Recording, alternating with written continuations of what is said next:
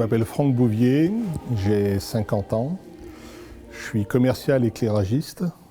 Et ben moi, petit, j'ai fait mon catéchisme, j'habitais sur Vaux-en-Velin et j'aimais particulièrement donc, la Sainte Vierge et j'aimais bien donc, le catéchisme.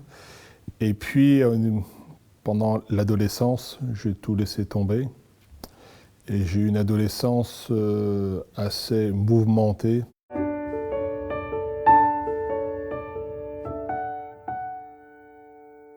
Alors, la rencontre avec la miséricorde de Dieu, pour moi, elle est passée par l'épreuve. C'est-à-dire que tout allait bien. À 19 ans, j'étais au Pompier de Paris, mais j'ai abusé de beaucoup de choses. On allait en boîte, on rentrait à 6h du matin, on reprenait à 6h30, on travaillait pendant 3 jours après. Ça m'a détruit donc la santé, j'ai fait un burn-out. À l'époque, je devais avoir entre 19 et 20 ans, j'étais en déplacement. Et j'avais des angoisses terribles, c'était horrible. Et je suis sorti là, et il y avait un tout petit sanctuaire sur la route. Le truc inimaginable, comme c'est un sanctuaire, ça pousse pas dans tous les coins de rue. Et qui était fermé avec des barreaux où il y avait la Vierge Marie dedans, et j'ai pris les barreaux à 2 mains et j'ai hurlé, quoi. J'ai demandé au secours, mais avec le cœur. Après, j'ai fait entre 2004 et 2010 3 autres burn-out, 2 dépressions, 1 mois et demi de clinique psychiatrique, et j'ai failli me suicider, carrément. Et justement, en ayant failli faire ça, je suis passé devant le cas de Jésus miséricordieux. J'ai regardé Jésus, j'ai dit « Elle est où ta miséricorde ?» Et je suis allé m'enfermer dans la salle de bain. Et ça n'a pas dû lui plaire que je lui dise « Elle est où ta miséricorde ?» parce qu'il m'a rappelé à l'ordre.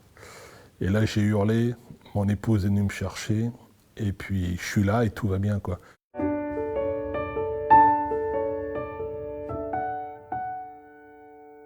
Alors, cette rencontre m'a beaucoup changé intérieurement, et au fil du temps, dans des rencontres, dans des événements avec des personnes qui ont commencé à me parler de la foi.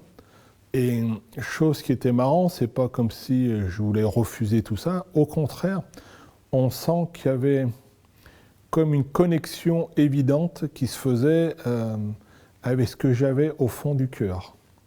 Et je saurais après que c'était effectivement la miséricorde du Seigneur qui a permis justement de passer par là. Et ça, petit à petit, ça m'a ramené à l'Église, tout simplement. L'épreuve, et donc c'est une très bonne nouvelle pour moi. Et parfois, j'encourage des personnes, quand ils sont donc dans l'épreuve, je ne leur dis pas « Alléluia, tout va bien pour toi », surtout pas. Non, il y a beaucoup de délicatesse, mais je leur demande d'être patients et que le bon Dieu les aime et que ça va changer.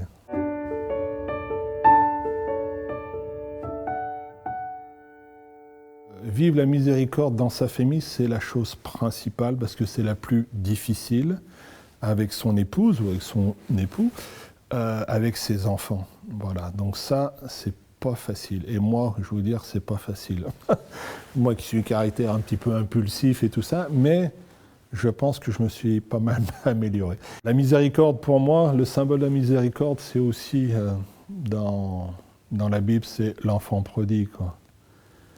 C'est-à-dire que quand on rencontre des gens qui ont fait des choses graves dans la vie, il ne faut pas s'offusquer, il faut ouvrir les bras, les embrasser et leur dire qu'on aime. D'ailleurs, ça les perturbe, je vous dis tout de suite. Moi, ça m'est déjà arrivé. Et puis moi, je ne suis pas timide, donc j'y vais, je fonce, moi je ne cherche pas à comprendre. Et je me suis aperçu dans mon entourage, ne serait-ce à Ars où j'habite, c'est ceux qui sont passés par des dures épreuves ou des épreuves, ce sont ceux qui comprennent le mieux la miséricorde.